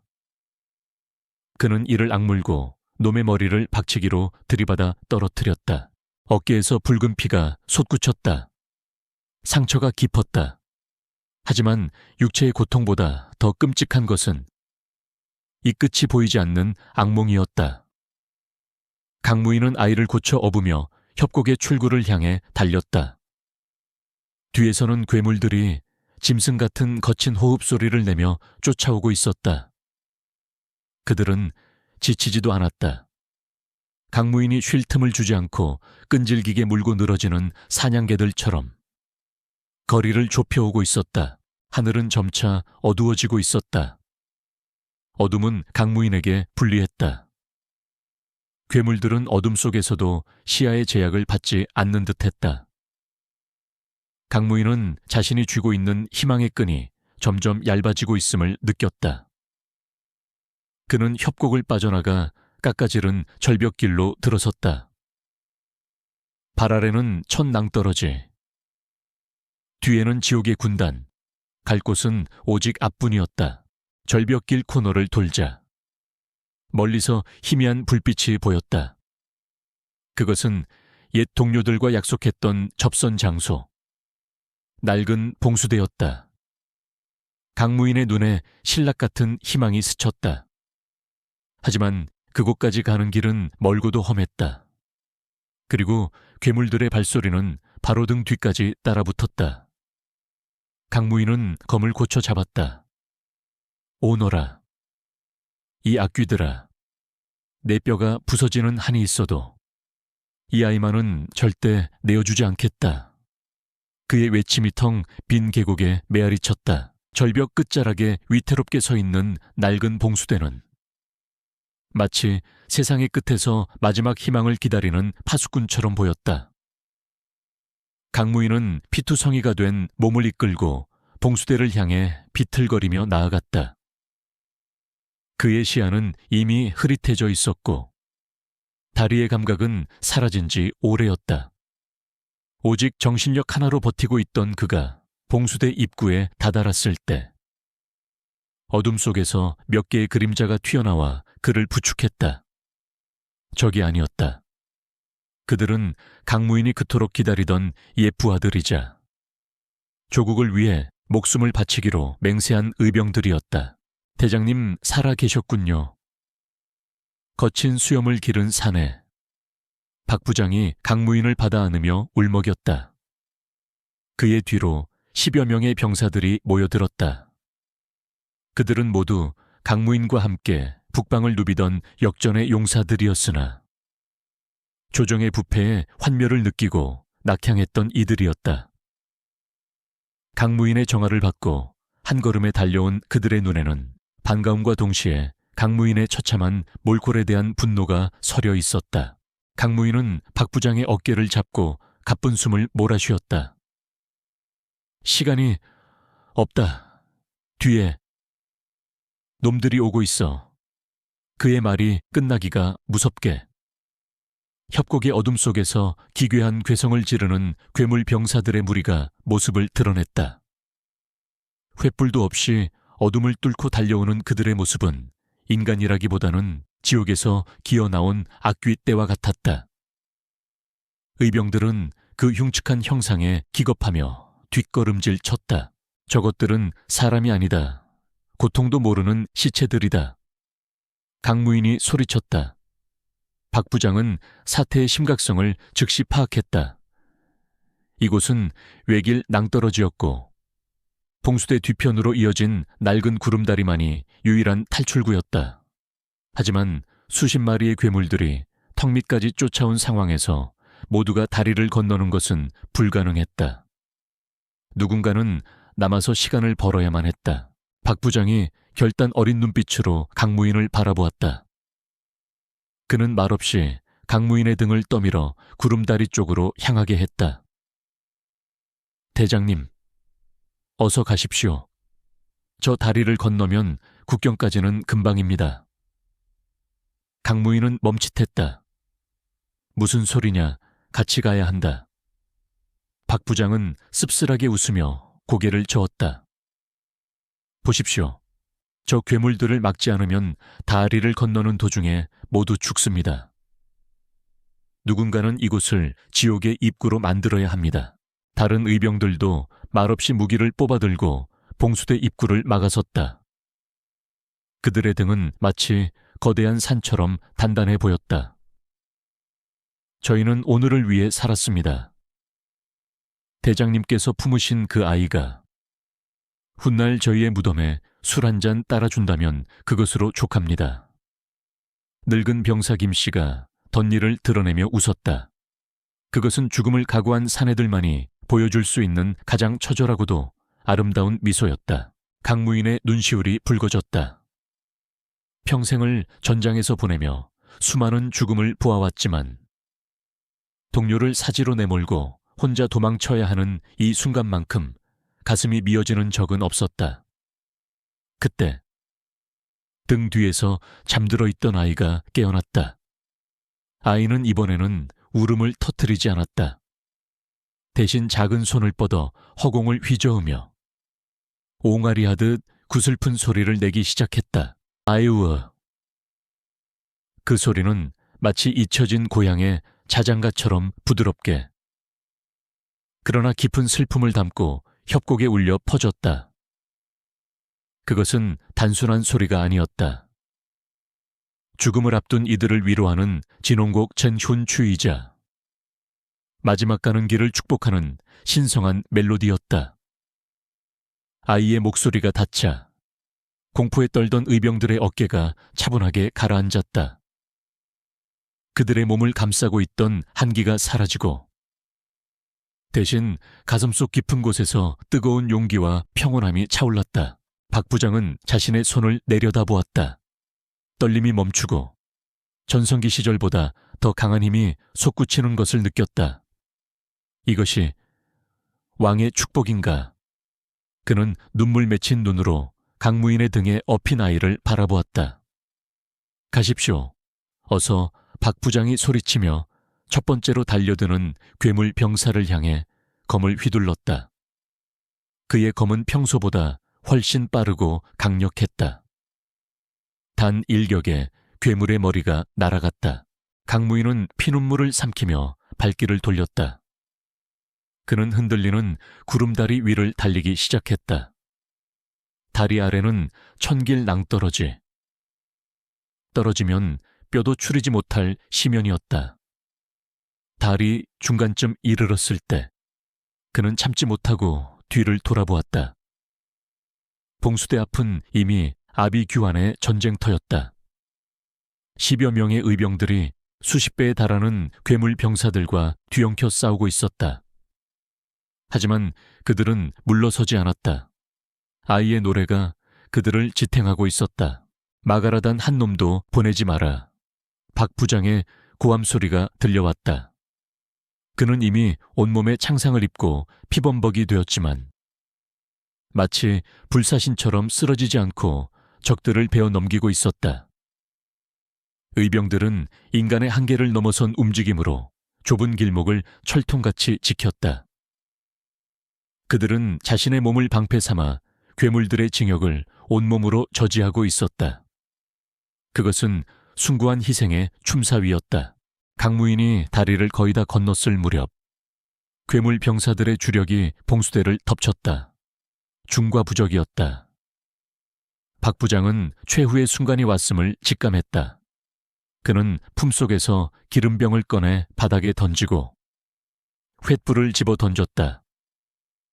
대장님 부디 성군 샹준을 만드십시오. 화염이 봉수대를 집어삼키며 거대한 불벽을 만들었다. 불길 속에서 박 부장과 의병들은 마지막까지 칼을 휘두르며 산화해갔다. 광거대한 폭발음과 함께 봉수대가 무너져 내리며 협곡의 입구를 막아버렸다. 구름다리의 한쪽 지지대도 불길에 휩싸여 끊어졌다. 강무인은 간신히 반대편 절벽으로 몸을 날려 착지했다.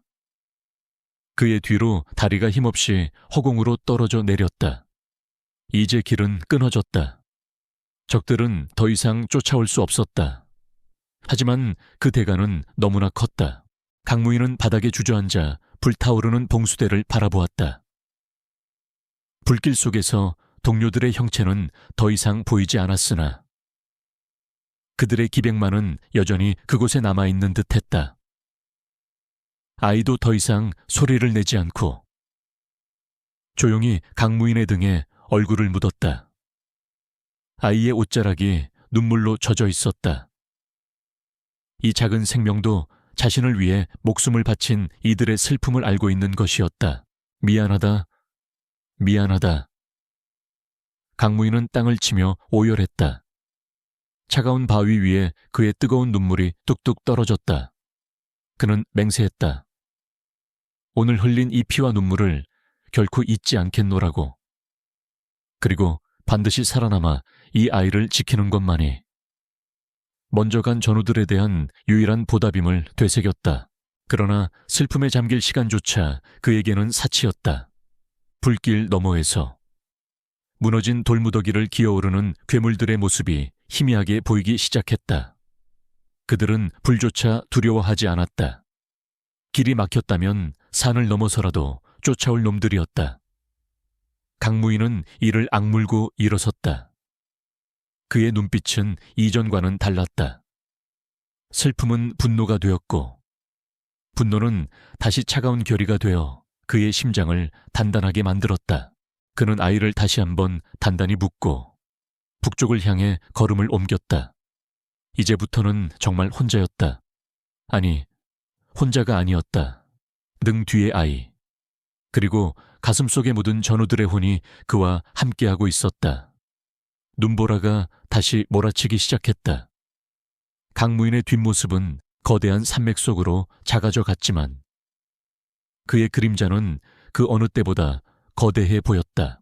매서운 칼바람이 불어오는 망월봉 왕유해풍이 정상은 세상의 끝이라 불릴 만큼 고립되고 쓸쓸한 곳이었다.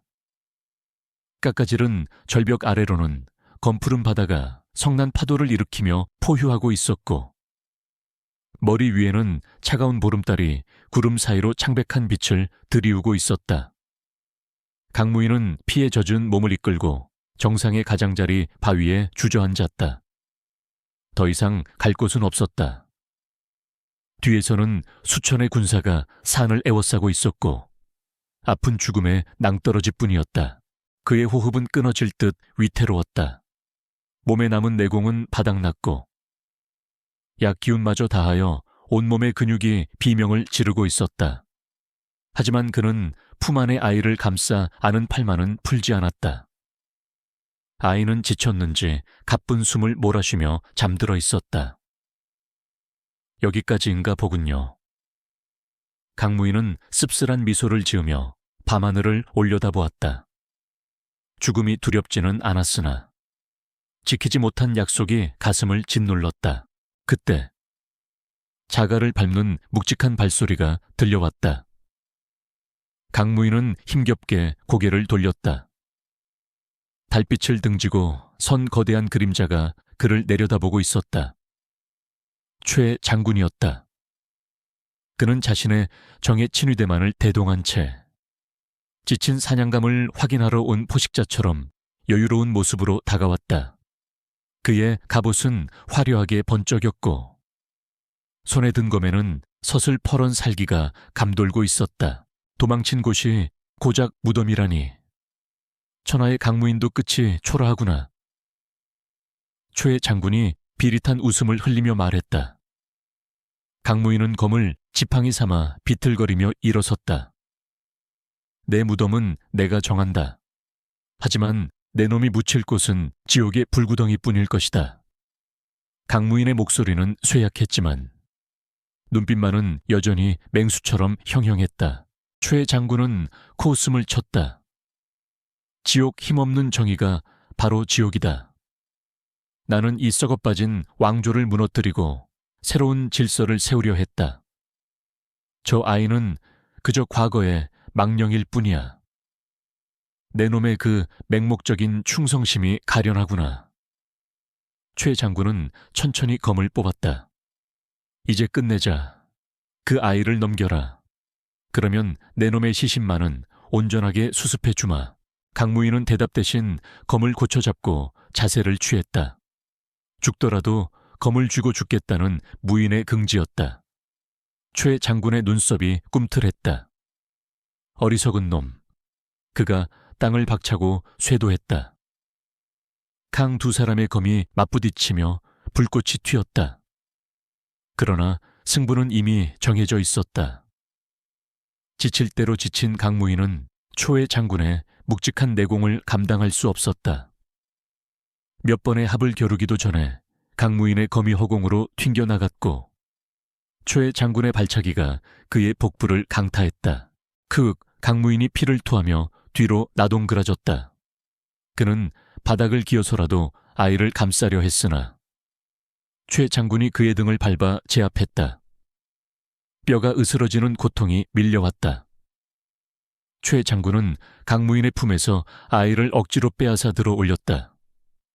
강무인은 절규했다. 안 돼 그 아이만은.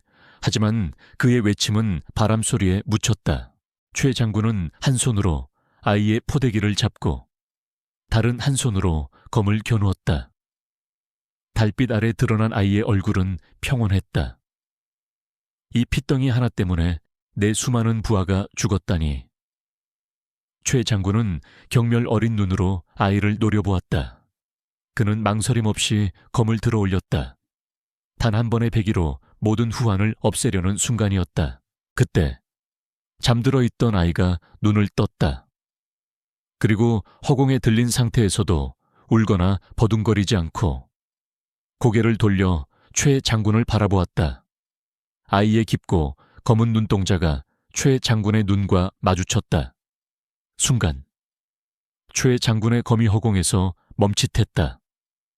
아이의 눈은 분노도 공포도 담고 있지 않았다. 그저 투명한 거울처럼 최 장군의 내면 깊숙한 곳을 비추고 있었다. 아이는 꼬물거리는 작은 손을 뻗어 자신을 겨누고 있는 최 장군의 칼날을 잡으려 했다. 베일듯 위태로운 그 모습에 최 장군은 자신도 모르게 검을 뒤로 물렸다. 그러자 아이는 대신 최 장군의 갑옷끈을 작은 손가락으로 꽉 쥐었다. 그 미약한 악력이 닿는 순간 기이한 일이 벌어졌다. 으앙! 아이가 작게 울먹였다. 그것은 이전처럼 고막을 찢는 파괴적인 소리도 적을 굴복시키는 압도적인 침묵도 아니었다. 그것은 배고픔과 추위, 그리고 엄마의 품을 그리워하는 지극히 평범하고 가녀린 아기의 울음소리였다. 하지만 그 소리는 최 장군의 강철 같은 심장에 균열을 일으켰다. 최 장군의 뇌리에 잊고 있었던 기억이 주마등처럼 스쳐 지나갔다.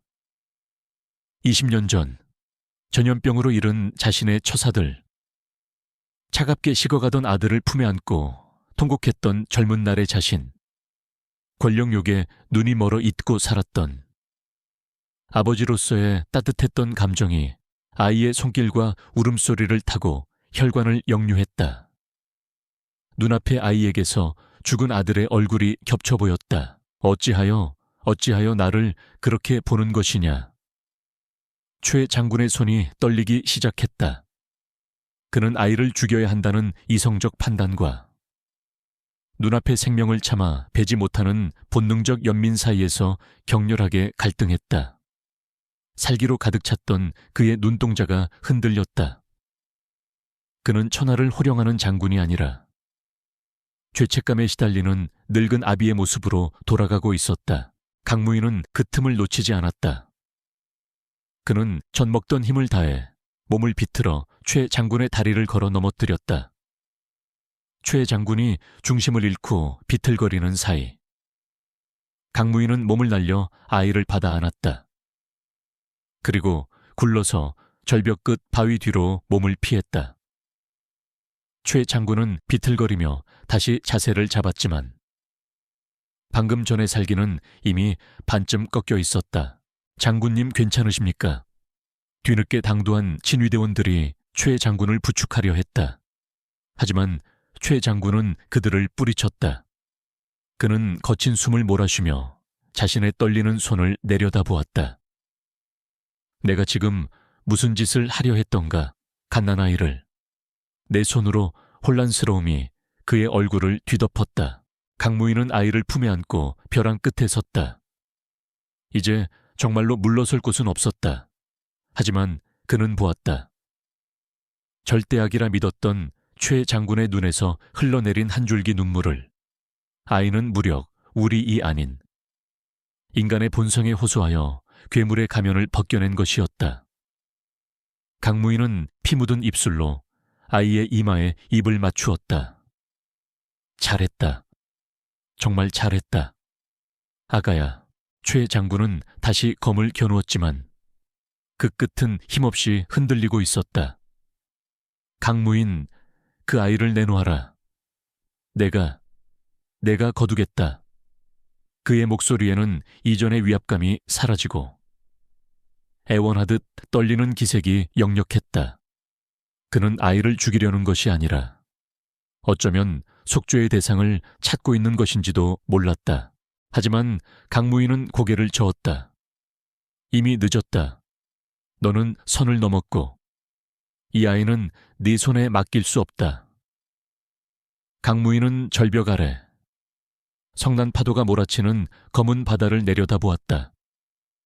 살 확률이 거의 없는 도박이었다.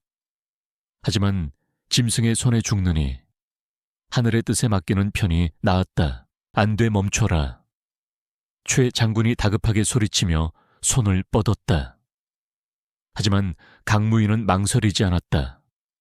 그는 아이를 가슴에 품은 채 뒤로 몸을 던졌다. 달빛을 받으며 허공으로 떨어지는 강무인의 모습은 마치 추락하는 것이 아니라 비상하는 새처럼 보였다. 이선 초해 장군이 아이의 이름을 부르며 절벽 끝으로 달려갔으나 잡히는 것은 차가운 밤 공기뿐이었다. 강무인과 아이는 어둠 속으로, 거친 파도 속으로 사라졌다. 최 장군은 절벽 끝에 주저앉아 자신의 빈 손을 멍하니 바라보았다. 그의 손바닥에는 아이가 쥐었던 온기가 희미하게 남아있었다. 그 온기가 그의 심장을 난도질했다. 승리자는 없었다. 오직 밤바다의 파도 소리만이 구슬프게 울려 퍼질 뿐이었다. 차가운 바닷물이 강무인의 몸을 집어삼켰다.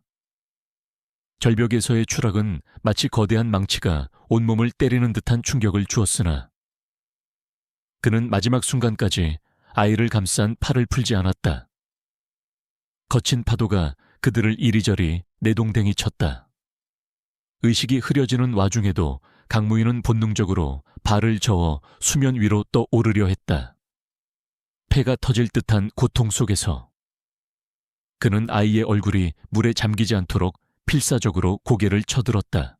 기적처럼 부서진 선박의 잔해로 보이는 거대한 나무 판자 하나가 파도에 실려 그들 쪽으로 다가왔다. 강무인은 남은 한 팔로 판자를 움켜쥐고 상체를 끌어올렸다. 얼음장 같은 바닷물에 천이 급격히 떨어졌지만 품속의 아이는 놀랍게도 울지 않고 강무인의 젖은 옷자락을 꼭 쥐고 있었다. 아이의 몸에서 미세하게 흘러나오는 따스한 기운이 강무인의 심장이 멈추지 않도록 지탱해주고 있었다. 이것은 단순한 행운이 아니라 하늘이 이 핏줄을 보호하려는 의지였다. 한편 절벽 위 망월봉에서는 믿을 수 없는 일이 벌어지고 있었다. 강무인이 사라진 후 최 장군은 넋이 나간 사람처럼 벼랑 끝에 무릎을 꿇고 앉아 있었다. 그가 전에 잘한 일을 상실하자 그와 영적으로 연결되어 있던 흑암의 무당들이 비명을 지르며 쓰러지기 시작했다. 사악한 주술은 시전자의 강력한 의지를 매개체로 유지되는 법인데 최 장군의 마음이 흔들리고 살기가 꺾이자 주술의 통제력이 깨져버린 것이었다.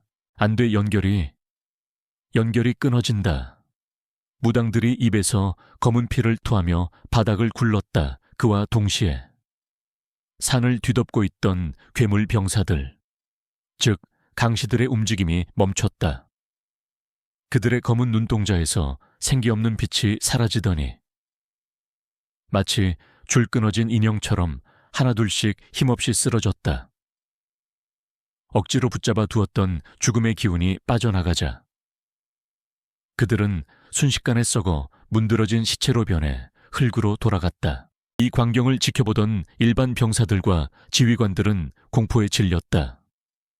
불사신이라 여겼던 정예군이 한순간에 먼지가 되어 사라지는 모습은 그들이 섬기던 힘이 얼마나 사악하고 덧없는 것인지를 깨닫게 해주었다. 하늘이 노했다. 최 장군이 천벌을 받았다. 병사들 사이에서 동요가 일어났다. 누군가 무기를 버리고 도망치기 시작하자 그 흐름은 걷잡을 수 없는 산사태처럼 번져나갔다. 부장들이 최 장군에게 다가와 사태를 수습해달라고 요청했으나 최 장군은 듣지 못했다. 그의 눈에는 오직 절벽 아래의 검은 바다만이 보였다. 그는 자신의 야망을 위해 수많은 생명을 희생시켰고 심지어 자신의 영혼까지 팔아넘겼으나 결국 남은 것은 아무것도 없었다. 아이의 그 맑은 눈동자가 자신의 추악한 내면을 비추었을 때 그는 이미 장군으로서도 인간으로서도 죽은 것이나 다름없었다. 나는 무엇을 위해 칼을 들었던가? 최 장군은 허탈하게 웃었다. 그의 웃음소리는 광인처럼 들렸으나 그 안에는 깊은 회한이 담겨 있었다. 그는 떨리는 손으로 자신의 검을 집어들었다. 그리고 병사들이 보는 앞에서 검을 절벽 아래로 던져버렸다. 가거라. 다들 떠나거라. 이 싸움은 나의 패배다. 그의 목소리는 작았지만 그 울림은 산 전체를 뒤덮었던 광기를 잠재우기에 충분했다. 병사들은 하나둘씩 흩어졌다. 무당들은 주술의 역풍을 맞아 피를 토하며 죽어갔다. 텅 빈 망월봉 정상에는 오직 최 장군만이 홀로 남았다. 눈보라가 다시 몰아치며 그의 어깨에 하얗게 쌓였다. 그는 환영을 보았다. 죽은 자신의 아들이 저 멀리서 손짓하고 있었다. 그리고 그 옆에는 강무인이 안고 떨어진 아이가 환하게 웃고 있었다. 최 장군은 그제야 평온한 표정을 지으며 눈을 감았다. 그는 차가운 동상이 되어 영원히 그 절벽을 지키는 죄인이 되기를 선택했다. 시간이 얼마나 흘렀을까? 동쪽 수평선 너머로 붉은 태양이 떠오르고 있었다. 파도에 떠밀려 어느 이름 모를 해변에 닿은 나무 판자 위에서 강무인은 가쁜 숨을 내쉬며 눈을 떴다. 온몸이 찢어질 듯 아팠지만 그는 살아있었다. 그리고 그의 가슴 위에는 아이가 곤히 잠들어 있었다. 아침 햇살이 아이의 얼굴을 비추자 아이가 눈을 뜨고 방긋 웃었다. 그 미소는 지난밤의 악몽을 모두 씻어낼 만큼 순수하고 찬란했다. 강무인은 몸을 일으키려 했으나 힘이 들어가지 않았다. 그때 멀리서 낡은 어선 한 척이 그들이 있는 해변으로 다가오는 것이 보였다. 배 위에는 낯익은 깃발이 걸려 있었다. 민대감에 숨겨진 가신들이 보낸 구조선이었다. 그들은 봉수대의 연기가 끊긴 것을 보고 밤새 바다를 뒤지며 찾아온 것이었다. 살아 계셨군요. 하늘이시여. 감사합니다. 배에서 뛰어내린 선원들이 강무인을 부축해 올렸다. 강무인은 안도의 한숨을 내쉬며 아이를 선원에게 건넸다. 이 아이를 조선의 미래를 부탁하네. 긴장이 풀리자 강무인은 그 자리에 쓰러졌다. 하지만 그의 입에는 승자의 미소가 걸려 있었다. 칼로 적을 베어 이긴 것이 아니라 살아남음으로써 그리고 생명을 지켜냄으로써 얻어낸 진정한 승리였다. 배는 떠오르는 태양을 향해 나아갔다. 뒤편의 만이산과 망월봉은 이제 작은 점으로 멀어지고 있었다. 그곳에 묻힌 수많은 원혼과 최 장군의 헛된 야망은 역사 속으로 사라질 것이지만 이 배에 실린 작은 생명은 새로운 역사를 써 내려갈 것이었다. 강무인은 배의 갑판에 누워 맑게 갠 하늘을 바라보았다. 바람이 부드럽게 불어와 그의 상처를 어루만져 주었다. 천명은 실현되었고 긴 밤은 끝났다. 세월은 유수와 같이 흘러 어느덧 20번의 겨울이 지나갔다. 한때 피비린내 나는 살육의 현장이었던 만이산과 망월봉 일대에는 이제 이름 모를 들꽃들이 만발해 있었다. 검게 그을렸던 봉수대의 잔해는 푸른 이끼로 뒤덮였고 괴물 병사들의 시체가 뒹굴던 협곡에는 맑은 계곡물이 흐르고 있었다. 자연은 인간이 남긴 참혹한 상처를 스스로 치유하며 그날의 비극을 아름다운 풍경 속에 조용히 묻어두고 있었다. 조선의 도성 한양은 태평성대 타이핑 샹다이를 맞이하고 있었다. 폭정과 혼란의 시대를 끝내고 왕위에 오른 젊은 국왕. 이선 리슈에는 백성을 하늘처럼 섬기는 성군으로 칭송받고 있었다. 그는 화려한 궁궐을 짓는 대신 가난한 백성들의 세금을 감면하고 무력을 앞세우기보다는 학문과 예법을 숭상하는 정치를 펼쳤다. 사람들은 왕의 깊고 어진 눈동자를 볼 때마다 마음의 평화를 얻는다고 입을 모았다. 어느 화창한 봄날, 국왕 이선은 호위무사 몇 명만을 대동한 채 조용히 만이산을 찾았다. 화려한 어가 행렬도, 시끄러운 나팔 소리도 없었다. 그는 소박한 선비의 복장을 하고 있었으나 그에게서 뿜어져 나오는 기품과 위엄은 감출 수 없었다.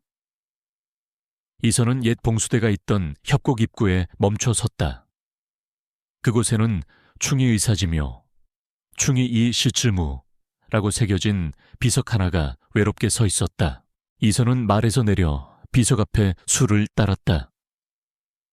그대들이 있었기에 지금의 과인 구아렌이 있고 지금의 조선이 있어.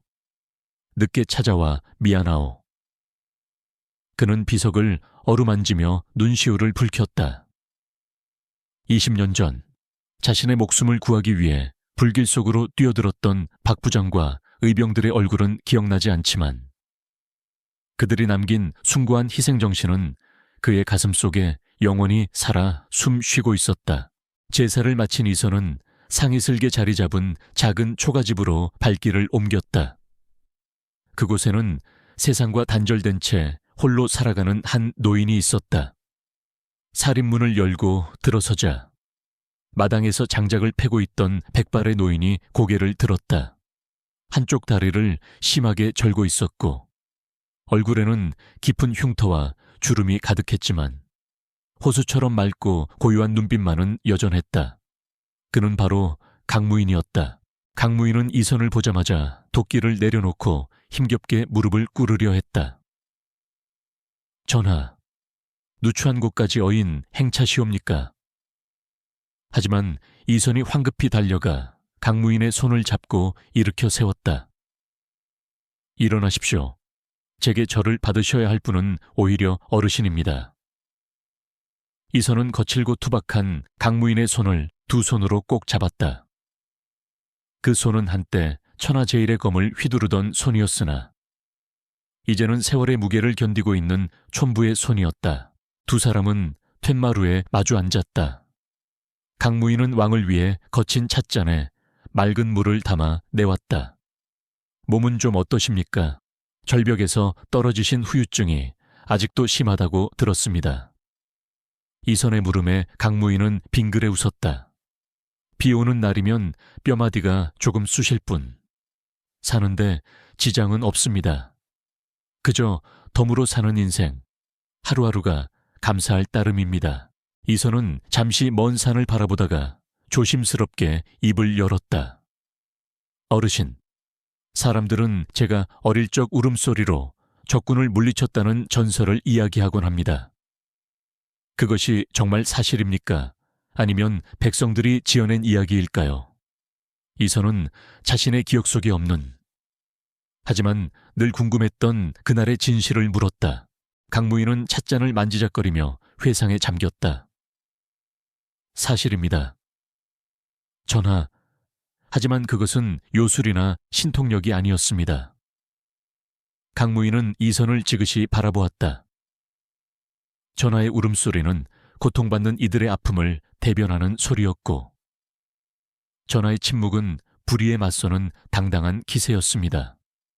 적들이 무릎을 꿇은 것은 두려움 때문이 아니라 그들 자신의 잊고 있던 양심과 마주했기 때문입니다. 제 양심이라.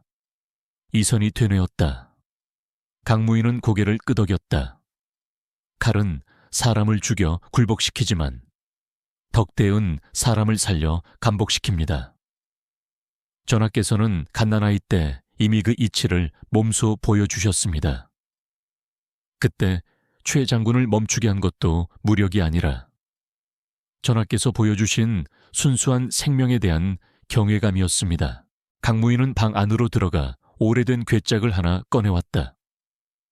그 안에는 녹이 슬고 이가 빠진 낡은 검 한 자루가 들어있었다. 20년 전 그가 이선을 지키기 위해 휘둘렀던 바로 그 검이었다. 강무인은 검을 이선에게 바쳤다. 이 검은 이제 제 할 일을 다 했습니다. 이제부터는 칼이 없는 세상, 칼이 필요 없는 세상을 만들어 주십시오.